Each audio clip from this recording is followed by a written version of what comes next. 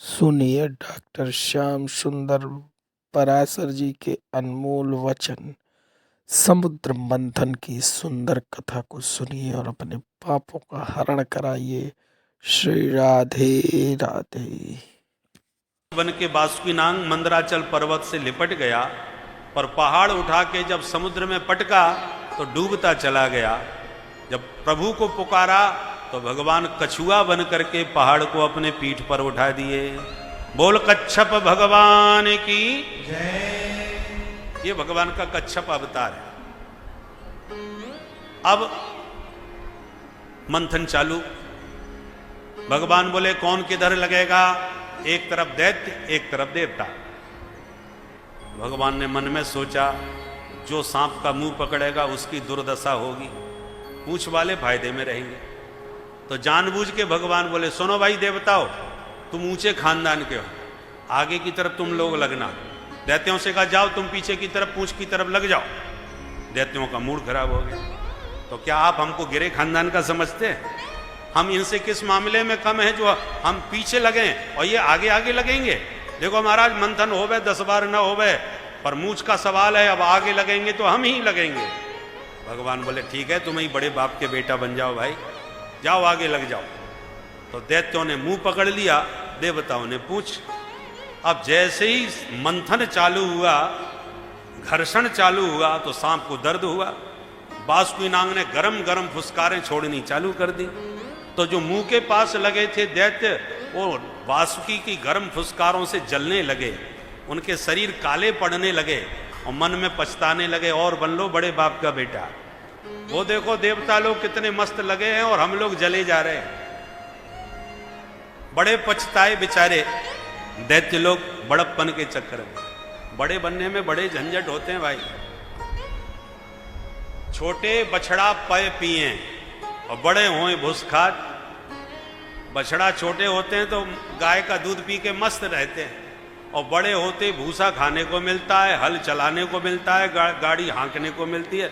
बड़े बनते ही दुर्दशा हो जाती है। इसलिए छोटे बन के देवता बड़े खुश हुए और दैत्यों की दुर्दशा हो गई। पर जैसी मंथन हुआ, भयंकर कालकूट जहर उत्पन्न हो गया, हाहाकार मच गया। अब क्या होगा? भगवान बोले मत घबराओ, चलो भोले बाबा की शरण में। इस समय भोले बाबा काशी में खूब गदगद हो रहे हैं, चलो उन्हीं की शरण में चलते हैं। बोल विश्वनाथ भगवान की जय। तो सब जहर इकट्ठा करके देवता और दैत्य दोनों ही मिल करके विश्वनाथ की शरण में पहुंच गए। 350 साल के बाद में समाधि खुली है। देव देव महादेव भूतात्मन भूत भावन त्राहि न शरणापन्नान त्रैलोक्य दहनाद विषाद। हे देवादिदेव, इस भयंकर विष से हमारी रक्षा करो, सारा संसार भस्म हो जाएगा इसमें। भगवान बोले मत घबराओ।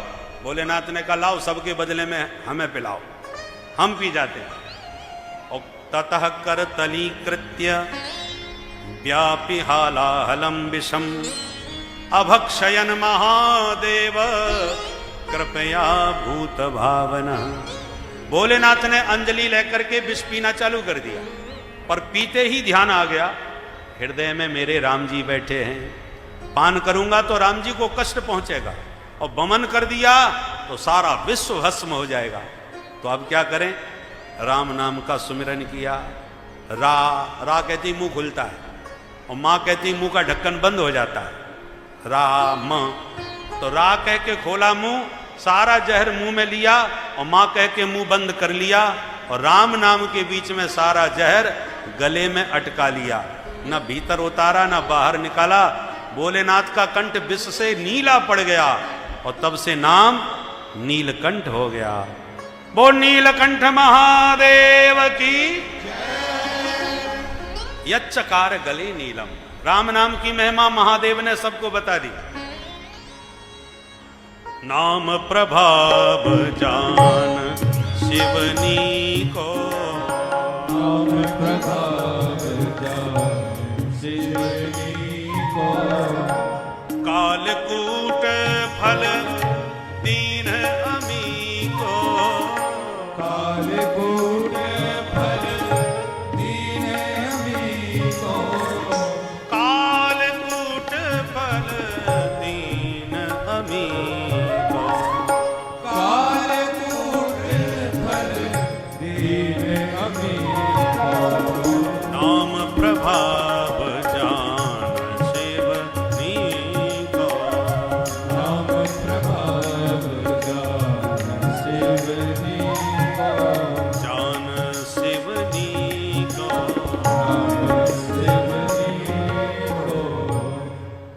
शंकर भगवान की नीलकंठ बन के महादेव विराजमान, जय जयकार करते देवता असुर सब मिलकर के पुनः सागर मंथन करने आए। अब समुद्र मंथन से सबसे पहले हविर्धानी ततो भवत, दिव्य सुरभि कामधेनु गाय प्रकट हो गई। सबने मिलकर के ऋषि मुनियों को दान कर दी।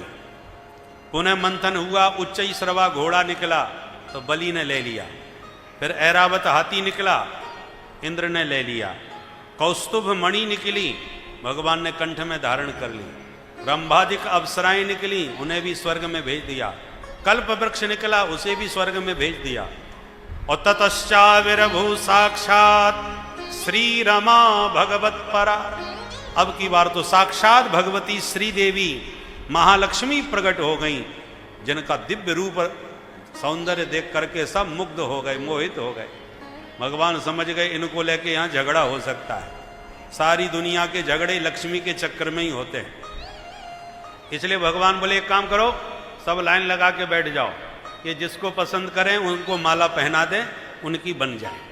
तब तो एक लाइन में देवता बैठ गए, एक लाइन में दैत्य बैठ गए, तो एक लाइन में बड़े बड़े महात्मा भी बैठ गए। लक्ष्मी जी को कोई नहीं छोड़ना चाहता। लक्ष्मी जी वरमाला लेके सबसे पहले संत मंडली में गई, तो सबसे आगे दुर्वासा मुनि बैठे थे। लक्ष्मी जी देख करके विचार करने लगी, महात्मा तपस्वी तो बहुत हैं और क्रोधी भी बहुत खतरनाक हैं, इसलिए दूर ही रहना चाहिए। प्रणाम करके चली गई। एक एक करके लक्ष्मी जी ने सबको फैल कर दिया। और तो और भोले बाबा भी चिमटा गाड़ के लाइन में बैठे थे। लक्ष्मी जी ने देखा महादेव हैं, भोले भाले भी हैं, पर एक कमी है, वेशभूषा इनकी ठीक नहीं है, मरघट की राख लगाते हैं, मामला जमेगा नहीं। फैल कर दिए, भोले बाबा को भी फैल कर दिया, तो माला किसे पहना ये समझ में ना आवे। भगवान नारायण किसी लाइन में नहीं थे, सबसे अलग एकांत में बैठे थे। लक्ष्मी जी ने देखा कि वहां दूर जाके कौन बैठा है अकेला, और जो भगवान का रूप लक्ष्मी जी ने निहारा, सोई प्रसन्न हो गई। मंगलम भगवान विष्णु मंगलम गरुड़ध्वज मंगलम पुंडरीकाक्ष मंगलाय तनोहरि, सब मंगल ही मंगल हैं। और थोड़ा सा एक दोष इनमें भी नजर आ रहा है। इनमें क्या दोष नजर आ गया? बोले खूबसूरत बहुत अच्छे हैं, अलंकार भी बड़े प्यारे हैं, स्वभाव भी है, प्रभाव भी है, सब मामला ठीक है, पर सुमंगलः कश्चन कांक्षते ही माम, सुंदर सब मामले में ठीक हैं, पर माम न आकांक्षते।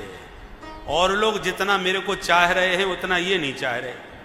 मैं जिसके सामने माला लेके जाती हूँ वो कैसा तन के टुकुर टुकुर मेरा मुंह देखने लगता है, और इनके सामने कितनी देर से माला लिए खड़ी हूँ, एक बार मेरा चेहरे पर दृष्टि तक नहीं डाली, बिल्कुल मुझे पसंद नहीं कर रहे। पर क्या करें, मुझे तो यही पसंद आ गए। वरमाला अंत में नारायण के ही कंठ में लक्ष्मी जी ने पहना दी। वो लक्ष्मी नारायण भगवान की।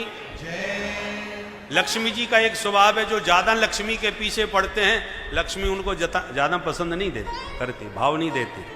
और जो लक्ष्मी को लात मार करके ठुकरा देते, लक्ष्मी उनके पीछे ज्यादा भागती। प्रत्यक्ष हमारे बाबा बैठे, जहां नोट आए भंडारा कराया, तुरंत लक्ष्मी को ऐसे लुटाते हैं। और लक्ष्मी है कि इनका पीछे ही नहीं छोड़ती महाराज, जबरदस्ती पीछे पड़ती है। तो ये लक्ष्मी की प्रकृति है, स्वभाव है। लक्ष्मी नारायण की हो गई, तब पुनः सब मुंह लटका के बोले चलो हम सागर मंथन प्रारंभ करें। अब पुनः जब मंथन किया तो अब की बार वारुणी प्रकट हो गई, जो असुरों ने ग्रहण कर ली। पुनः जब मंथन किया तो अब की बार सागर मंथन से साक्षात भगवान धन्वंतरी अमृत का कलश लेके प्रकट हो गए।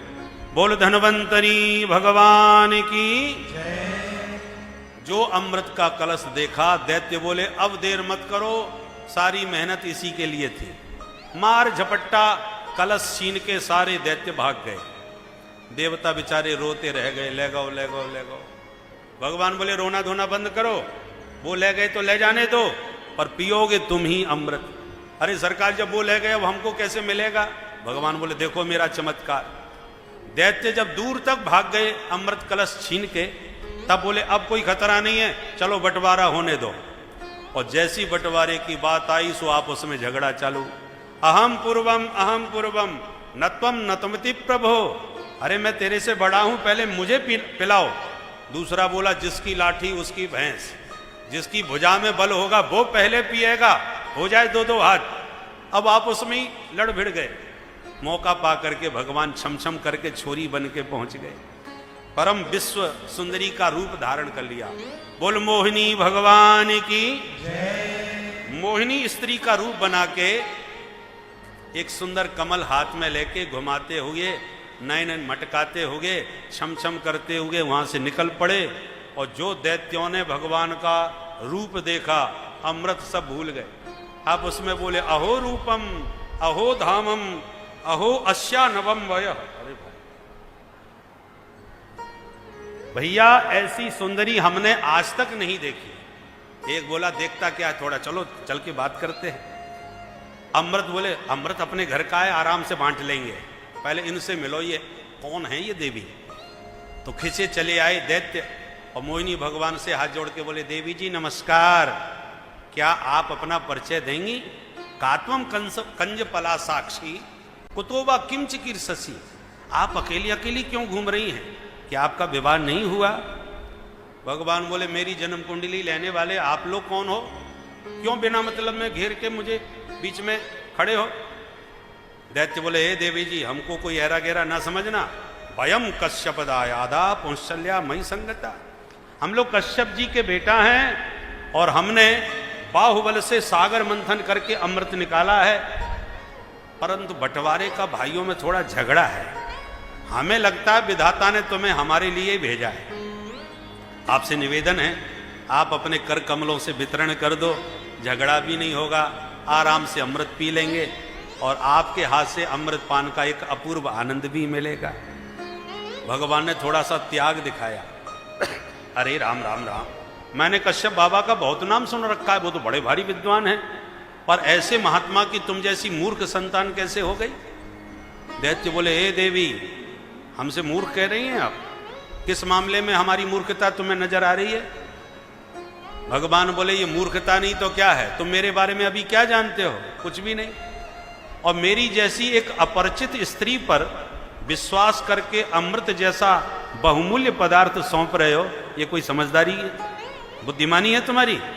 बुद्धिमान व्यक्ति अपरिचित स्त्री पर कभी विश्वास नहीं किया करते जैसे तुम लोग कर रहे हो। तब तो दैत्यों में और अधिक श्रद्धा पैदा हो गई। एक बोला भैया हमें तो बहुत पढ़ी लिखी मालूम पड़ती है, दूसरा बोला हमें ऊंचे खानदान की दिख रही है। इसने लोभ लालच वाली कोई बात नहीं करी, कितनी ऊंची बात बताई कि स्त्री को एक अपरिचित स्त्री पर विश्वास नहीं करना चाहिए। ऐसी वैसी होती तो कहती पहले मुझे अमृत पिलाओ तब आगे बात करूंगी। सब दैत्य प्रभावित हो गए मोहिनी भगवान की बातों पर और कहा देवी जी हमने तो अमृत तुम्हें सौंप दिया, अब पिएंगे तो तुम्हारे हाथ से। भगवान बोले नहीं मानते तो कोई बात नहीं, पिला दूंगी, चलो बैठो लाइन लगा के। और जैसी लाइन लगाई इतने में देवता आ गए। भगवान ने कहा ये कौन, बोले ये हमारे सौतेले भाई हिस्सा मांगने आए हैं, अब तुम जल्दी बांटो नहीं झगड़ा हो जाएगा। भगवान बोले सुनो ये बेईमान लोग मुझे बिल्कुल पसंद नहीं, आखिर के तुम्हारे भाई हैं, मेहनत की है तो उनका हिस्सा उनको मिलना चाहिए। अब तुम मानो मत मानो तुम जानो, पर एक बात कहूं, इस कलश में मैं देख रही हूं गाढ़ा गाढ़ा माल सब नीचे रखा है, ऊपर पानी पानी उतर आ रहा है। या तुम कहो तो क्यों ना ऊपर का पानी पानी दो दो बूंद इन देवताओं को पिला दूं, ये भी खुश हो जाएंगे, तुम्हें कोई बेईमान भी नहीं कहेगा और फिर इन भुक्कड़ों की नजर भी नहीं लगेगी तुम्हें, नहीं तो अमृत पचने वाला नहीं है, बाकी तुम जानो। दैत्य बोले देवी जी तुम बहुत होशियार हो, बहुत बुद्धिमान हो, हमें तुम पर विश्वास है, तुम जैसे चाहो वैसे करो, हमने तो तुम्हें सौंप दिया। भगवान बोले तो शांति से बैठे रहना, घबराना मत। भगवान ने उधर आंखों से इशारा किया देवताओं को, पट से लाइन लगा के बैठ गए। झट से भगवान ने अमृत पिलाना चालू कर दिया। अब देवताओं को अमृत पिला रहे हैं और दैत्यों की तरफ मुस्कुरा रहे हैं। दैत्य भगवान की मुस्कान पर ही लट्टू हुए जा रहे हैं, उधर देवता अमृत पी रहे हैं, किसी को होश ही नहीं क्या क्या हो रहा है। स्वरभानु नाम का दैत्य बड़ा होशियार था, उसे शंका हो गई दाल में कुछ काला है, ये देवी जी जिस ढंग से बांट रही हैं तो हमें तो कुछ नहीं बचने वाला। उसने तुरंत माया के द्वारा देव रूप बनाया और सूर्य चंद्रमा के बीच में धक्का मार के बैठ गया लाइन में। और जैसे ही प्रभु ने इसको अमृत पिलाया, सूर्य चंद्र ने तुरंत प्रभु को इशारा किया, महाराज डुप्लीकेट है। और जैसी भगवान की दृष्टि पड़ी, तुरंत भगवान ने सुदर्शन चक्र से उसकी खोपड़ी उड़ा दी। पर तब तक तो झट से गटक गया, अमृत पी गया, इसलिए मरा नहीं, 2 हिस्सों में बदल गया, जो राहु और केतु के नाम से जाना गया। और भगवान तुरंत अमृत के साथ अंतर्धान हो गए। बोल मोहिनी भगवान की जय। राहु केतु के रूप में परिणति हो गई, पर सूर्य चंद्रमा ने भेद खोला था, इसलिए सूर्य चंद्र पर इसका आक्रमण होता है। और पौराणिक मान्यता अनुसार उसी को सूर्य ग्रहण और चंद्र ग्रहण कहते हैं। परंतु अब होश आया दैत्यों को, ए भैया वो देवी जी किधर गई? दूसरा बोला देवी जी छोड़, वो अमृत किधर गया जिसके लिए मेहनत करी। अब ना देवी का पता ना अमृत का। सामने ध्यान से देखा तो देवता डकारें ले रहे, पेट पर हाथ घुमा रहे। अब सब दैत्यों का मूड खराब हुआ। भाई लगता है अपने साथ बहुत बड़ा धोखा हुआ है। एक बोला पता लगाओ धोखेबाज वो कौन थी। दूसरा बोला मैं समझ गया, वो थी नहीं था। क्या मतलब? बोले मैं गारंटी से कह सकता हूं वो छलिया विष्णु ही था, जो छोरी बन के आया और छम छम करके हम सबको चूना लगा के चला गया। अरे राम राम, ये देवता लोग बड़े धोखेबाज होते हैं, मारो इन सब देवताओं को।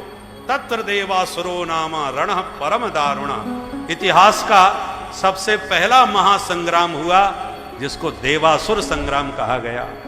सारे दैत्य मारे गए, देवता सब विजयी हुए, क्योंकि अमृत पी चुके हैं और भगवान उनका पक्ष भी खूब ले रहे। देवता स्वर्ग के मालिक बन गए।